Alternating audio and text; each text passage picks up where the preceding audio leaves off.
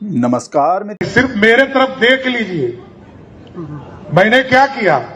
विरोधी दल का नेता हुआ तो एक नेता को इतना गाली दिया कि पूरे प्रदेश में सिर्फ सम्राट चौधरी दिख रही। कोई भी महिला बैठी है तो प्लीज प्लीज उसे अपने पास से हटा दीजिए, क्योंकि मैं आज आपको बीजेपी नेताओं के संस्कारी वचन सुनाने वाला हूं, यानी कि बीजेपी नेताओं की गालियां सुनाने वाला हूं। तो उनके सामने तो ये सुनना ठीक नहीं होगा। और आप खुद भी कान के लिए रुई लेकर या कान में डालने वाली दवाई लेकर बैठ जाइए, क्योंकि हो सकता है बीजेपी नेताओं के इन संस्कारी वचनों को सुनकर, इन गालियों को सुनकर, जिन्हें मैं सुनाने वाला हूं, उन्हें सुनकर आपके कानों से टप टप टप खून बहने लगे। तो चलिए शुरुआत करते हैं। डिस्क्लेमर खत्म और वीडियो शुरू। सबसे पहले शुरुआत करते हैं माँ की गाली से ही, जिसकी वजह से इतना हंगामा मचा हुआ है। हंगामा है। आपको पता ही है कि कल बिहार में इंडिया गठबंधन की किसी रैली में किसी अनजान से शख्स ने, किसी गुमनाम व्यक्ति ने मोदी जी को माँ की गाली दे दी, जिसे ना राहुल गांधी जानते थे, ना तेजस्वी जानते थे, कोई नहीं जानता था, हम और आप भी नहीं जानते थे। जिसके बाद बीजेपी, मोदी और भक्त मंडली सब पूरे देश को सर पे उठाए हुए हैं और राहुल गांधी से माफ़ी की मांग कर रहे हैं और राहुल गांधी को काले झंडे भी दिखा रहे हैं।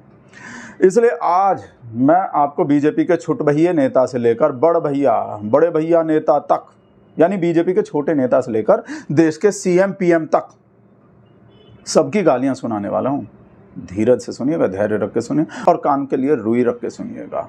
तो शुरुआत करते हैं माँ की गाली से ही। मोदी जी को माँ की गाली देने वाला तो कोई ना मालूम, कोई अनजान शख्स था, जिसे राहुल गांधी तो क्या बिहार का भी कोई नेता नहीं जानता। लेकिन 2019 में बीजेपी के जिस नेता ने राहुल गांधी को मां की गाली दी थी, वो संस्कारी महानुभाव तो हिमाचल प्रदेश के बीजेपी अध्यक्ष थे, सतपाल सिंह सत्ती। तो सत्ती जी के संस्कारी वचन सुनिए मित्रों। रणधीर शर्मा ने कहा कि मैं आपको बोल के नहीं, मैं आपको कहते कि बोल नहीं सकता, क्योंकि इतना राहुल जी के बारे में हम भी नहीं बोल सकते, क्योंकि एक पार्टी के नेशनल लीडर है और 3 बार के एमपी है। मैंने कहा लिखा क्या, बोल पे दो, कहते लिखा नहीं, आप थोड़ा फेसबुक के ऊपर पढ़ो, देखो हमसे भी ज्यादा गुस्सा लोगों को। तो उसने लिखा है, यदि मैं तो फिर भारी मन से मैं बोल रहा हूँ, उसने लिखा है कि अगर इस देश का चौकीदार चोर है, अगर तू बोलता तुम। वाह क्या सीन है, वाह वाह क्या सीन है, वाह वाह वाह क्या सीन है। माद ये कोई ऐरा गहरा बंदा नहीं है उस बिहार वाले की तरह। एक राज्य के अध्यक्ष थे बीजेपी के, एक राज्य के अध्यक्ष थे सतपाल सिंह सत्ती जी, संस्कारी। लेकिन आपने किसी को ऐसे काले झंडे दिखाते हुए देखा था मोदी जी को, या मोदी जी से माफ़ी की मांग करते हुए मोदिया वाले को देखा था किसी को, जैसे अब मोदी जी माफ़ी मांग हो रही है? ना जी ना, संस्कारी लोगों से थोड़ी माफ़ी मंगवाई जाती है। चलिए अब आगे बढ़ते हैं अगली गाली की तरफ, लेकिन क्रोनोलॉजी के हिसाब से मित्रों, क्रोनोलॉजी के हिसाब से चलेंगे। बीजेपी के सबसे बड़े वाले और दुनिया के भी सबसे बड़े महामानव के संस्कारी वचन सबसे लास्ट में सुनाऊंगा, सबसे लास्ट में, क्योंकि सबसे ज़्यादा संस्कारी वचन महामानव के ही हैं। लेकिन उसके लिए आपको वीडियो लास्ट तक देखना पड़ेगा। सब्र का फल कड़वा होता है, वैसे तो मीठा होता है, लेकिन आज कड़वा होने वाला है, क्योंकि आज आप गालियाँ सुन रहे हैं। आज कोई आप मीठे वचन थोड़ी सुन रहे हैं, तो आज सब्र का फल मीठा नहीं होगा, कड़वा होगा। आपको वीडियो लास्ट तक देखना पड़ेगा। तो चलिए अब आगे बढ़ते हैं अगली गाली की तरफ। बीजेपी के संस्कारी नेता ने तो देश की पार्लियामेंट, देश की सर्वोच्च पवित्र पार्लियामेंट को पवित्र किया था अपने संस्कारी वचनों से। मोदी साहब सिरे नहीं ले रहे हैं, सिरे ले रहे हैं देश के वैज्ञानिक। ओए बड़वे, ओए उग्रवादी, सिरे ले रहे हैं। ए उग्रवादी, बोलने नहीं दूंगा कभी खड़ा होगा, ये बता रहा हूँ। ए उग्रवादी कटवे। अरे ये मार्लिना, ये तो सिंह बन गई भैया, चेहरा ही नाम बदल दिया।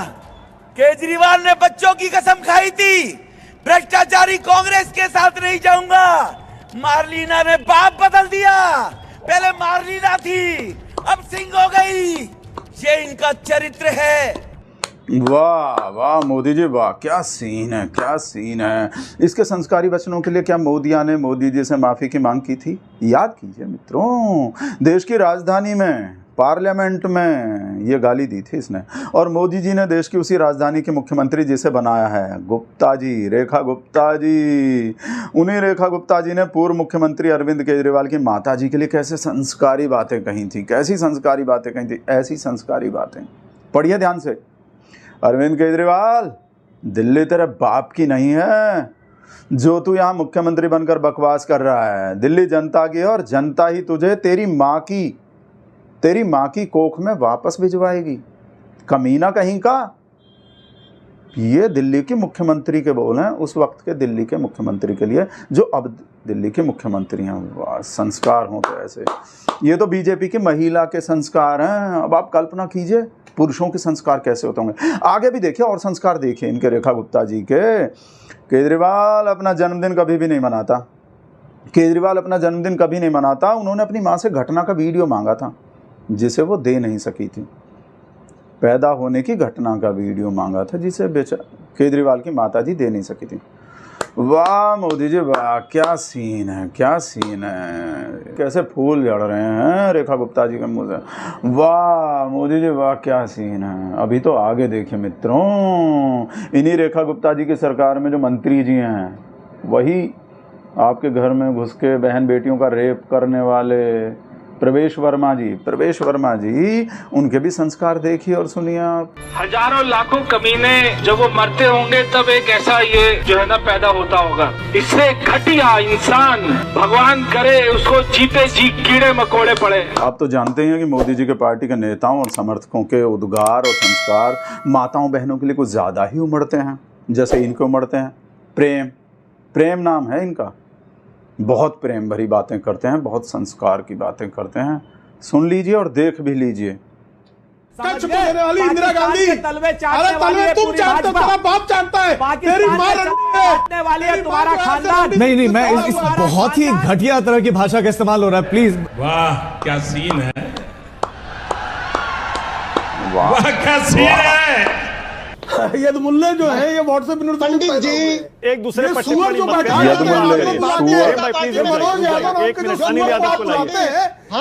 सुअर बाड़े भेजने की जरूरत है। एक मिनट अनिल यादव को लाइए। इस आदमी Prem Shukla ji please sir, Prem Shukla ji please, Prem Shukla ji please शांत हो जाइए sir, please Prem Shukla ji please. नहीं ऐसा नहीं हो सकता, मैं नहीं अलाउ करूंगा आपको बोलने के लिए। प्रेम शुक्ला जी मैं नहीं अलाउ करूंगा सर। नहीं sir please please Prem Shukla जी नहीं, वो बकवास नहीं प्लीज प्रेम शुक्ला जी आप मत तय करिए क्या बकवास। प्रेम शुक्ला जी प्लीज। आपने देखा ये मोदिया का ही एंकर बीजेपी वालों के सामने कैसे प्लीज अपना ही एंकर, अपना ही गोदी का एंकर भी नहीं सुन पाया। इतने प्रेम भरे उद्गार और संस्कार हैं इनके प्रेम शुक्ला जी के कि वो पूरे टाइम प्लीज करता रहा। और ये कोई वो बिहार की रैली वाले उस बंदे की तरह कोई अरे गहरे नहीं है, राष्ट्रीय प्रवक्ता हैं संस्कारी पार्टी के। मोदी जी ने इन्हें राष्ट्रीय प्रवक्ता बना रखा है उस गालीबाज की, उस बिहार वाले गालीबाज की तरह। लेकिन क्या आपने प्रेम शुक्ला जी के इन प्रेम भरे संस्कारों के लिए, इन संस्कारी वचनों के लिए किसी मोदिया वाले को देखा मोदी जी से माफ़ी की मांग करते हुए? देखा क्या? किसी को काले झंडे दिखाते हुए देखा क्या इनके इन वचनों के लिए मोदी जी को? नहीं देखा होगा। चलिए कोई बात नहीं। अब नेक्स्ट संस्कारी, परम संस्कारी राजा साहब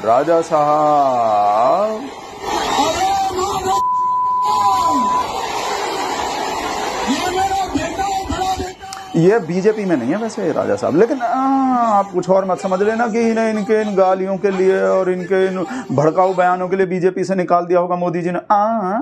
बिल्कुल भी नहीं। ये तो खुद निकले हैं क्योंकि ये सोच रहे थे अपने इस टैलेंट की वजह से, अपने इन गालियों वाले टैलेंट की वजह से तेलंगाना का अध्यक्ष बना दिया जाऊंगा। लेकिन पता नहीं क्यों इतने टैलेंट के बावजूद, इतनी अच्छी अच्छी गालियाँ आने के बावजूद मोदी जी ने इन्हें क्यों प्रमोट नहीं किया, इनका प्रमोशन क्यों नहीं हुआ? बेचारे इसलिए निराश होकर बीजेपी छोड़कर चले गए। इन्हें निकाला नहीं गया था, खुद छोड़कर गए राजा साहब जो हैं। अब नेक्स्ट गालीबाज चूना वाला, ओ नहीं पूना वाला। जब तक ये कांग्रेस में थे ये पूना वाला साहब जो है, तब तक तो संस्कारी नहीं थे। लेकिन जैसे ही बीजेपी में आए, भाई आपको पता है बीजेपी में होने की, बीजेपी में रहने की पहली शर्त संस्कारी होना ही है। तो इन चूना वाला और पूना वाला ने भी झाके साहब 2, याद आपको, झा के साथ 2 मिलाते हुए कैसे अपने नए नए संस्कार दिखाए थे बीजेपी में शामिल होते ही। मैं भी बोल सकता हूं कि संजय झा झावन और ऋतुराज झा झाटू, मैं भी बोल सकता हूं झाटू हो आप, पर मैं नहीं बोलता हूं ये सब बातें, है ना। ऐसी बातें मैं भी कर सकता हूं। प्लीज ये सब मत कीजिए, please don't do all this, please don't do all this. मतलब बोल भी रहे हैं और फिर भी मना कर रहे हैं। मैं नहीं करता ऐसी बात, कह भी रहे हैं, कर भी रहे हैं, बिल्कुल अपने आदरणीय परम आदरणीय मोदी जी की तरह। अब मिलिए बीजेपी के गाली सम्राट से, यानी बिहार के उप मुख्यमंत्री सम्राट चौधरी जी से, जो खुद ही अपने मुंह मियां मिट्ठू बन रहे हैं और अपने गाली वाले संस्कार बता रहे हैं। और कैसे बता रहे हैं वो भी आप देख लीजिए। अरे सिर्फ मेरे तरफ देख लीजिए, मैंने क्या किया, विरोधी दल का नेता हुआ तो एक नेता को इतना गाली दिया कि पूरे प्रदेश में सिर्फ सम्राट चौधरी दिखने लगे। गलत बोल रहा हूं क्या? बताइए गलत बोल रहे हैं क्या? इसी टैलेंट की वजह से तो भाई पूरे प्रदेश में इनका नाम हो गया। एक किसी को इतना गाली दिए, इतना गाली दिए, अगली बारी भी संस्कारी की बिहारी की, अगला संस्कारी भी बिहारी, और इनकी तरह संस्कारी बीजेपी के प्रदेश अध्यक्ष दिलीप जायसवाल जी के पास तो कितना माल है, कितना खजाना है, क्या क्या है। अरे गाली बकना, उल्टा सीधा बोलना, हमको बोलिए ना 50 गाली राहुल गांधी को बक देंगे। हमारे गांव में तो और खतरनाक गाली सब लोग बोलता है। मास्टर को भी बोलते थे, पढ़ाने के वक्त तो बोलते थे मत तोरी मैं मास्टर बात के ना पढ़वे छिदा। तो कौन गाली? ये राहुल गांधी को पता नहीं है। ए राहुल, तुम्हारी इतनी हिमाकत है तो दिलीप जायसवाल का गाली का पूरा एक डिक्शनरी है, आप शायद सुने भी नहीं होंगे। ऐसा ऐसा गाली मैं जानता हूं। आप शायद सुने भी नहीं होंगे, ऐसा ऐसा गाली जानते हैं। बीजेपी के प्रदेश अध्यक्ष बिहार के दिलीप जायसवाल जी, पूरा डिक्शनरी है भैया इनके पास, तो पूरा डिक्शनरी है, जितना भी आप सुनना चाहें उतना ही, ऑन डिमांड बिल्कुल एकदम सेकंड में। विधायक, सांसद, मंत्री, उप मुख्यमंत्री, इन सब का गाली तो आप सुन लिए। अब चलते हैं टॉप लेवल की तरफ। टॉप लेवल यानी मुख्यमंत्री और प्रधानमंत्री की तरफ, जिसका आप इंतजार कर रहे हैं बेसब्री से, जिसका आप अभी तक वेट कर रहे हैं। तो पहले छोटे वाले महामानव, छोटे शेर, छोटे फैन, छोटे संस्कारी हिंदू हृदय सम्राट। कोरोना वैक्सीन मुफ्त में उपलब्ध कराने के लिए आदरणीय प्रधानमंत्री जी का, केंद्रीय स्वास्थ्य मंत्रालय का हृदय से आभार व्यक्त करता हूं। देश के वैज्ञानिकों का अभिनंदन करता हूं। तो क्या करते हो चूतिया करने का? वाह क्या सीन है, वाह क्या सीन है, वाह क्या।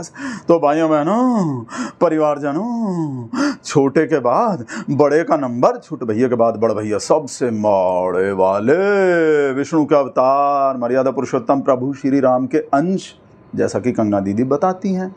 नॉन बायोलॉजिकल साक्षात महामानव, पूरे ब्रह्मांड में डंका बजाने वाले, राहुल गांधी की मां को जर्सी गाय बताने वाले, विश्व गुरु, संस्कारों की खान, सनातन का सम्मान, पुरुषों में महापुरुष, श्री श्री नरेंद्र दामोदर दास मोदी जी के संस्कारों को देखने और सुनने का वक्त आ गया है। तो बताइए तालियां। तो मित्रों, एक एक करके देखिए कि वो महिलाओं का कितना सम्मान करते हैं और दूसरों की माताओं को कितना सम्मान देते हैं।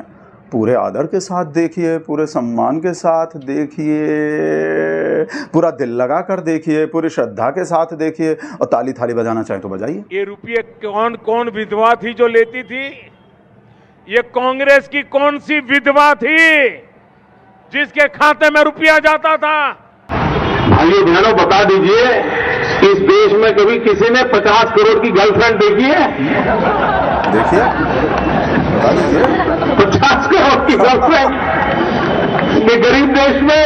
100 साल की बुढ़िया देश का भला कर सकती है? कर सकती है क्या? ये 125 साल की बुढ़िया 125 साल की बुढ़िया नौजवानों का भाग्य बना सकती है? ये 125 साल की बुढ़िया बेंगलोर की जिंदगी बदल सकती है, कर्नाटक की जिंदगी बदल सकती है, हिंदुस्तान की जिंदगी बदल सकती है।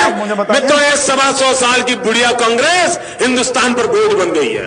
मान लो मेरे कांग्रेस के मित्रों को मेरी ये 125 वाली सच्चाई पसंद नहीं आती है, उनको बुढ़िया कांग्रेस वाला मामला अच्छा नहीं लगता है, तो चलो भाई हम कहेंगे अब कांग्रेस पार्टी बुढ़िया कांग्रेस नहीं है।